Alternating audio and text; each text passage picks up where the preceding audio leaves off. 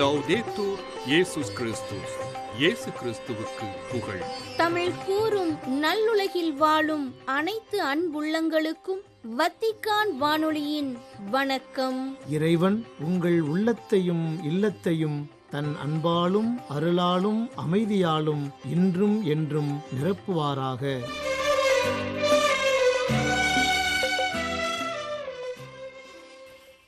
அன்பு நேயர்களே, வத்திக்கான் வானொலி இன்று உங்களுக்கு வழங்கவிருப்பவை தடம் தந்த தகைமை, வாரம் ஓர் அலசல் மற்றும் செய்திகள்.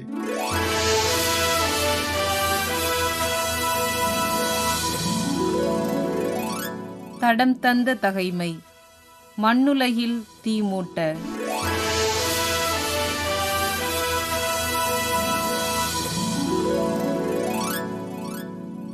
மண்ணுலகில் தீமூட்ட வந்தேன், அது இப்பொழுதே பற்றி எரிந்து கொண்டிருக்க வேண்டும் என்பதே என் விருப்பம் என உரைத்தார் இயேசு.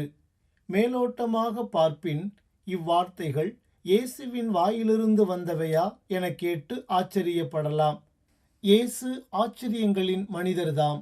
அவரது அகவுணர்வை புரிந்து கொண்டால் இவ்வார்த்தைகளில் 1000 அர்த்தங்கள் புதைந்துள்ளதை புரியலாம். இயேசு விரும்பிய சமூகம் அமைதியிலும் அன்பிலும் நீதியிலும் பரிவிலும் சமத்துவத்திலும் நிலை பெற்றதாக இருக்க வேண்டும். அவை யாவும் மேல்பூச்சாகாமல் இருக்க ஒரு சமூக புரட்டல் தேவை என்றுணர்ந்தார். அந்த அகத்தேடலின் தீக்கணலே இவ்வார்த்தைகள். நம்முள் 2 வித அமைதிகள் நிலவும். ஒன்று, திணிக்கப்பட்ட அமைதி. அதிகாரத்தை தக்கவைக்க அடக்குமுறைகளால், சமய இன மொழி உணர்வுகளால், சில சலுகைகளால், கொடூர தாக்குதல்களால், கடும் சட்டங்களால் ஒருவித அசமத்துவ அமைதியை செயற்கையாக்குதல். இரண்டாவதாக, இயல்பான அமைதி. எல்லாரும் எல்லாம் பெறுதலால், சமத்துவ பேணலால், மதிப்பு மாண்பு நீதி நிலைப்படுத்தலால், அடிப்படை தேவைகள் பூர்த்தியாக்கப்படுதலால் புலரும் நிலைத்த இயற்கையான அமைதி.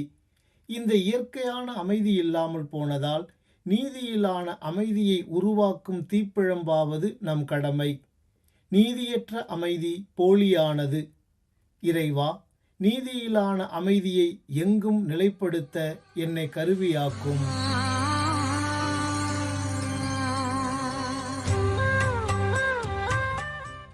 வாரம் ஓர் அலசல். மே 31 உலக புகையிலை எதிர்ப்பு தினம்.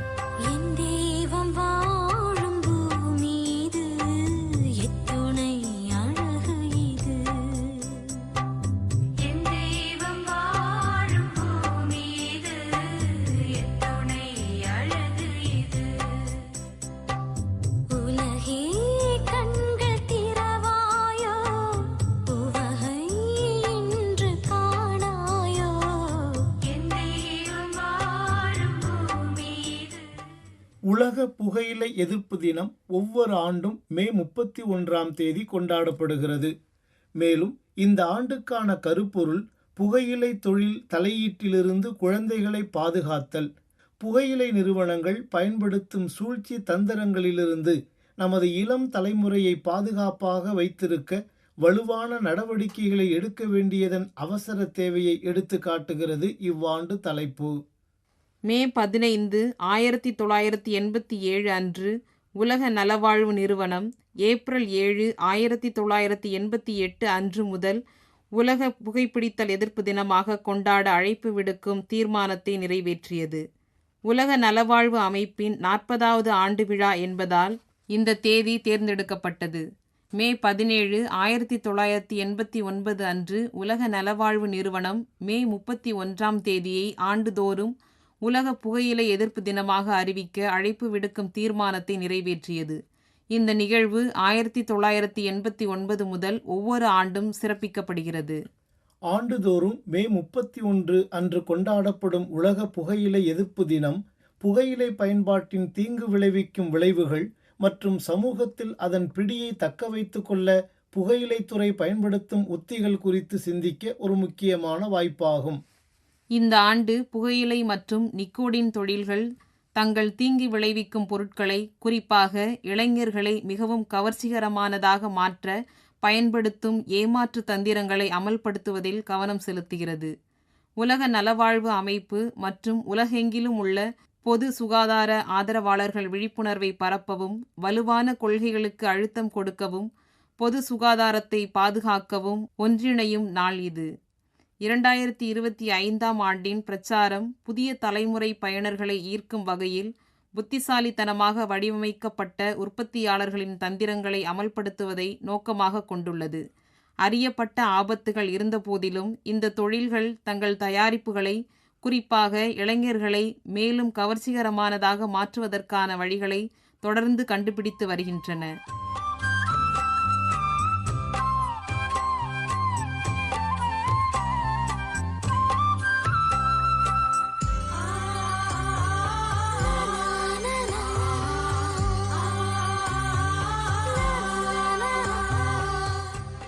இப்படிப்பட்ட ஒரு பின்னணியில் இந்த ஆண்டு உலக புகையிலை எதிர்ப்பு தின பிரச்சாரத்தில் முன்னிலைப்படுத்தப்பட்ட முக்கிய கவலைகளில் ஒன்று புகையிலை மற்றும் நிக்கோடின் பொருட்களின் மீதான வளர்ந்து வரும் ஈர்ப்பிலிருந்து இளைஞர்களை பாதுகாக்க வலுவான கொள்கைகளின் தேவை பற்றியதாகும்.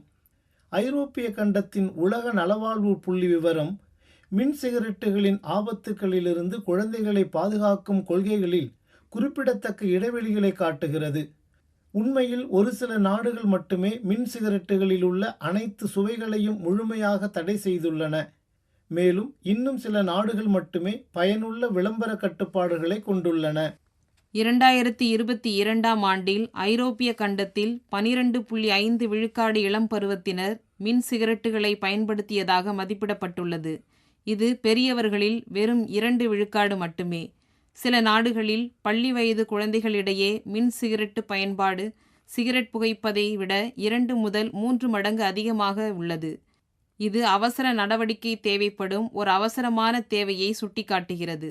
சுவைகளை தடை செய்தல், கடுமையான சந்தைப்படுத்துதல், விதிமுறைகளை விதித்தல் மற்றும் இந்த தயாரிப்புகளின் ஆபத்துகள் குறித்த விழிப்புணர்வை ஏற்படுத்துதல் உள்ளிட்ட விரிவான கொள்கைகள் மூலம் இளைஞர்களை பாதுகாப்பதன் முக்கியத்துவத்தை இது அடிக்கோடிட்டு காட்டுகிறது.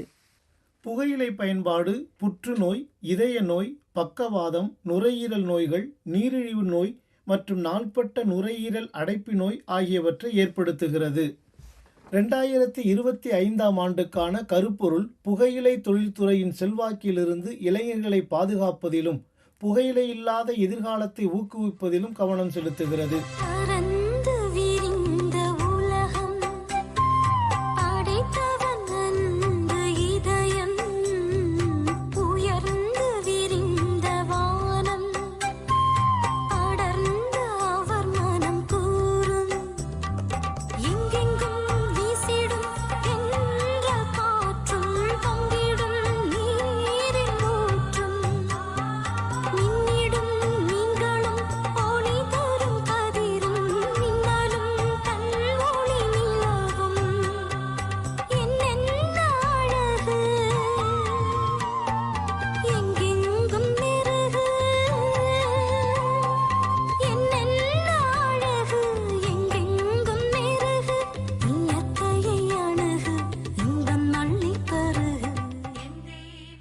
புகைப்பிடிப்பதால் ஏற்படும் உடல்நல ஆபத்துக்கள் குறித்த பொதுமக்களின் விழிப்புணர்வு அதிகரித்ததன் காரணமாக பல பத்தாண்டுகளாக வளர்ந்த நாடுகளில் புகையிலை தொழில் விற்பனை வீழ்ச்சியை எதிர்கொண்டுள்ளது.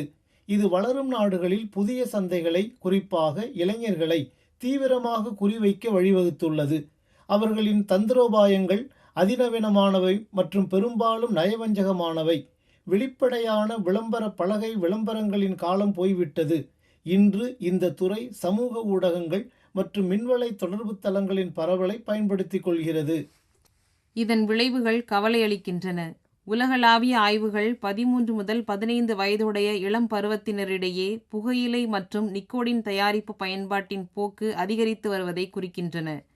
இது அவர்களின் உடனடி ஆரோக்கியத்தை அச்சுறுத்துவது மட்டுமல்லாமல் வாழ்நாள் முழுவதும் அடிமையாதல் மற்றும் அசாதாரண உடல்நல சிக்கல்களுக்கும் வழிவகுக்கின்றன. இளம் வயதிலேயே புகையிலை பயன்படுத்துவதால் ஏற்படும் விளைவுகள் மிகவும் மோசமானவை. நிக்கோடின் மிகவும் அடிமையாக்கும் தன்மை கொண்டது மேலும் ஆரம்பத்திலேயே புகைப்பிடிப்பது வயது வந்தோரில் போதை பழக்கத்தை அதிகரிக்கும். இந்த சார்பு நிலை பல்வேறு உடல்நலப் பிரச்சனைகளுக்கு வழிவகுக்கும். அவற்றில் சிலவற்றை குறிப்பிட வேண்டுமானால் சுவாச நோய்களை முதலில் சொல்லலாம். புகையிலை பயன்பாடு நுரையீரலை சேதப்படுத்துகிறது. அடுத்து இதய நோய், மாரடைப்பு, பக்கவாதம் மற்றும் பிற இதய சிக்கல்களுக்கு புகையிலை காரணமாகிறது. மேலும் புகையிலை பயன்பாடு நுரையீரல் புற்றுநோயுடன் தொடர்புடையது மட்டுமல்லாமல் வாய், தொண்டை, உணவு குழாய், சிறுநீர்ப்பை மற்றும் கணையம் ஆகியவற்றின் புற்றுநோய்களின் அபாயத்தையும் அதிகரிக்கிறது. புகையிலை பயன்பாட்டால் மனநல பிரச்சனைகள் வருகின்றன.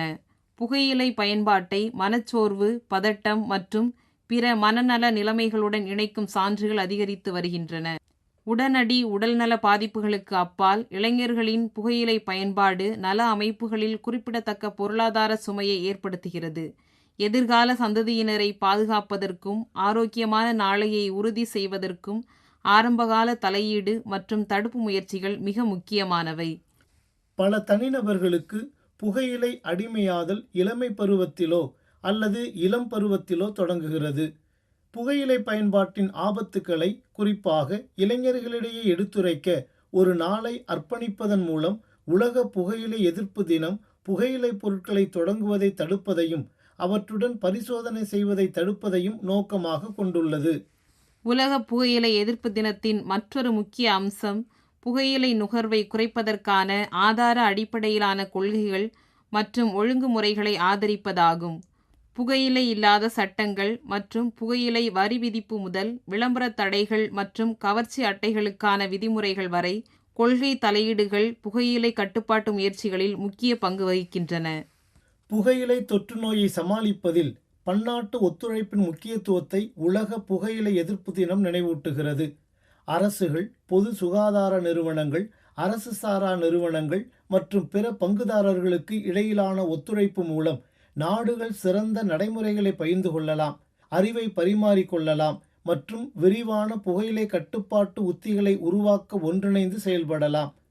புகையிலை துறையால் ஏற்படும் எல்லை தாண்டிய சவால்களை எதிர்கொள்வதற்கும் புகையிலை இல்லாத வாழ்க்கையை நடத்துவதற்கு தேவையான கருவிகள் மற்றும் வளங்களை அனைவரும் அணுகுவதை உறுதி செய்வதற்கும் நாடுகளிடையே ஒற்றுமை மிக முக்கியமானது.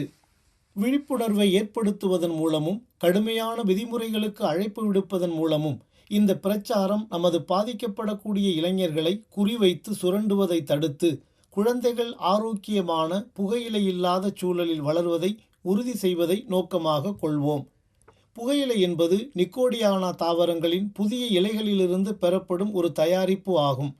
இது அமெரிக்காவில் தோன்றியது, ஆனால் ஐரோப்பாவிற்கு ஜீன் நிக்கோட் என்பவரால் அறிமுகப்படுத்தப்பட்டது. இது விரைவில் பிரபலமடைந்து ஒரு முக்கியமான வர்த்தக பயிராக மாறியது. தீமையானது என்பது தெள்ளத் தெளிவாக தெரிந்திருந்தும் ஒரு சிலரின் லாபத்திற்காக புகையிலை தொடர்பான உற்பத்தி அனுமதிக்கப்படுகிறது. வருமானத்திற்காக வருங்கால தலைமுறையின் வாழ்வு பலியாக்கப்படுகிறது என்று உணரப்போகிறோம். அந்த நாளுக்காக இன்னும் எத்தனை ஆண்டுகள் காத்திருப்பது?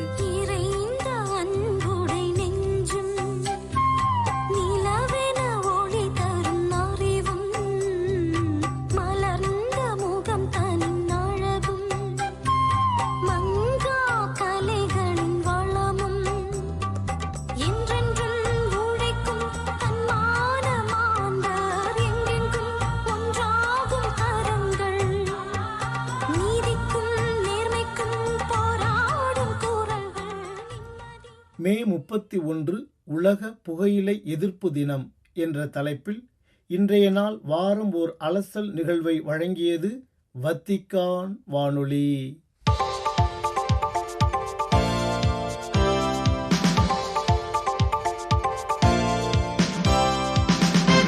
செய்திகள். நம்மை மாற்றவும் வெல்லவும் நற்செய்தியை எவ்வளவுக்கு அதிகமாக நாம் அனுமதிக்கின்றோமோ அவ்வளவு அதிகமாக நற்செய்தியை நம்மால் அறிவிக்க முடியும் என்றும், தூய ஆவியின் ஆற்றல் நம் உள்ளத்தில் இருந்து நம்மை தூய்மைப்படுத்தவும், நம் வார்த்தைகளை எளிமையாக்கவும், நம் விருப்பங்களை நேர்மையாகவும் தெளிவாகவும், நம் செயல்களை தாராளமாகவும் மாற்ற அனுமதிக்கிறது என்று கூறினார் திருத்தந்தை 14ஆம் லியோ. மே 25 ஞாயிறு மாலை அனைத்துலக ஆலயங்களுக்கெல்லாம் தாய் ஆலயமாக திகழும் ரோம் புனித யோவான் லாத்தரன் பெருங்கோவில் பொறுப்பேற்கும் திருப்பலிக்கு தலைமையேற்று மறையுரையாற்றிய போது இவ்வாறு கூறினார் திருத்தந்தை 14ஆம் லியோ.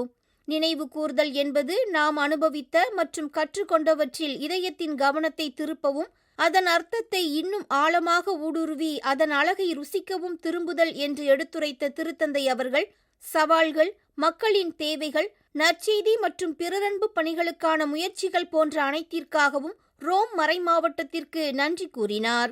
கிறிஸ்தவர்களாகிய நாம் எப்போதும் உயிருள்ள சான்றுகளாக திகழ வேண்டும் என்று கடவுள் அழைக்கிறார் என்றும், நம்பிக்கையை வாழ்வது என்பது வாழும் கிறிஸ்துவை நம் உள்ளங்களில் உணர்வது, நம் வாழ்க்கை பயணத்தில் அவர் நம்முடன் இருப்பதை அறிந்து கொள்வது என்றும் எடுத்துரைத்தார் திருத்தந்தை 14ஆம் லியோ.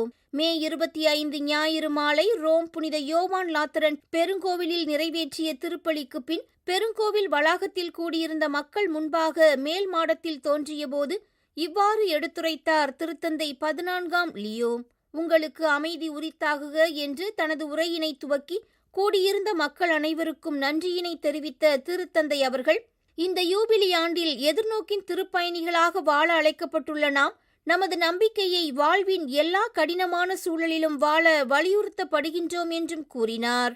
நமது ஜெப வாழ்வை வாழ உதவுகின்ற அன்னை மரியின் மேல் கொண்ட பக்தியை வளர்க்கின்ற கடவுளின் தாயாம் அன்னை மரியாவிடம் நம்மை நெருங்கிக் கொண்டு செல்ல உதவுகின்ற அனைவருக்கும் நன்றி என்று கூறினார் திருத்தந்தை 14ஆம் லியோ. மே 25 ஞாயிறு மாலை ரோம் நகர் பாதுகாவலியாம் தூய மேரி மேஜர் பெருங்கோவிலின் பொறுப்பேற்கும் விதமாக அன்னை மரியா பெருங்கோவிலின் மேல் மாடத்தில் இருந்து இறைமக்களுக்கு வாழ்த்து கூறிய போது இவ்வாறு எடுத்துரைத்தார் திருத்தந்தை 14ஆம் லியோ. மேரி மேஜர் பெருங்கோவில் பணி பொறுப்பேற்கும் விதமாக அங்கு சென்ற திருத்தந்தை 14ஆம் லியோ அவர்கள் சவுலியூஸ் போப்போலி ரொமானி என்ற அன்னை மரியா திருவுருவ படத்தின் முன் முழந்தாள் படியிட்டு சிறிது நேரம் ஜெபித்தார். மேலும் சிற்றாலயத்தின் அருகில் இருக்கும் திருத்தந்தை பிரான்சிஸ் அவர்களின் கல்லறை அருகில் சென்று ஜெபித்த திருத்தந்தை அவர்கள் பெருங்கோவிலின் மேல் மாடத்தில் நின்று வளாகத்தில் கூடியிருந்த மக்களுக்கு ஆசி வழங்கினார்.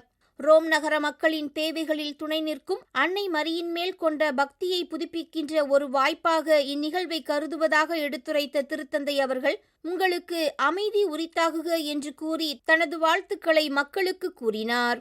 இறை மக்களின் நம்பிக்கையையும் சமூகத்தின் பொது நன்மையையும் மனதில் கொண்டு ரோம் நகர மக்களுக்காக உழைக்கும் மேயர் அவர்களுக்கு நன்றி என்றும், கிறிஸ்தவராகவும் ஆயராகவும் உங்களோடு இருக்கின்றேன் என்று எடுத்துரைத்த வேளையில் உங்களுக்காக உங்களுடன் ஓர் ரோமையனாக இருக்கின்றேன் என்றும் கூறினார் திருத்தந்தை 14ஆம் லியோ. மே 25 ஞாயிறு மாலை ரோம் புனித யோவான் லாத்தரன் பெருங்கோவிலில் திருப்பலி நிறைவேற்றுவதற்கு முன்பாக ரோமில் உள்ள காம்பிதோலியோ என்னுமிடத்தில் ரோம் மேயர் ரொபர்டோ குவல்தியேரி அவர்களின் வரவேற்புக்கு நன்றி கூறி தனது கருத்துக்களை எடுத்துரைத்த போது இவ்வாறு கூறினார் திருத்தந்தை 14ஆம் லியோ. 2000 ஆண்டுகளாக திரு அவையானது ரோமில் அதன் அப்போஸ்தலிக்க வாழ்க்கையை வாழ்ந்து வருகிறது என்றும், கிறிஸ்துவின் நற்செய்தியை அறிவித்து பிறரன்பு பணிக்காக தன்னை அர்ப்பணித்துள்ளது என்றும் எடுத்துரைத்தார் திருத்தந்தை. நம்மில் வாழும் கடவுளின் ஆற்றல் என்பது தூய ஆவியின் கொடை என்றும், அவரே நம் கரங்களை பிடித்து அன்றாட வாழ்க்கையில் கடவுளின் அருகிருப்பையும் நெருக்கத்தையும் அனுபவிக்கச் செய்து நம்மை தம்முடைய இல்லமாக மாற்றுகின்றார் என்றும் கூறினார் திருத்தந்தை 14ஆம் லியோ. மே 25 ஞாயிற்றுக்கிழமை வத்திக்கான் வளாகத்தில் கூடியிருந்த திருப்பயணிகளுக்கு வழங்கிய பாஸ்கா கால மூவேளை ஜெப உரையின் போது இவ்வாறு எடுத்துரைத்த திருத்தந்தை 14ஆம் லியோ அவர்கள், தூய ஆவியே நம்மை வழிநடத்துகின்றார், நமக்கு எல்லாவற்றையும் கற்பிக்கின்றார் என்றும் கூறினார். நீங்கள் உள்ளம் கலங்க வேண்டாம், மருள வேண்டாம் என்ற இறை வார்த்தையின் வழியாக இயேசு சீடர்களை எல்லா வேதனைகளிலிருந்தும் கவலைகளிலிருந்தும் விடுவிக்கின்றார் என்று குறிப்பிட்ட திருத்தந்தை அவர்கள், நாம் கடவுளுடைய அன்பில் நிலைத்திருந்தால் உண்மையில் அவரே நம்மில் வாழ்கின்றார் என்றும் கூறினார். நேயர்களே, இத்துடன் வத்திக்கான் வானொலியின் தமிழ் ஒலிபரப்பு நிறைவு பெறுகின்றது. நன்றி, வணக்கம்.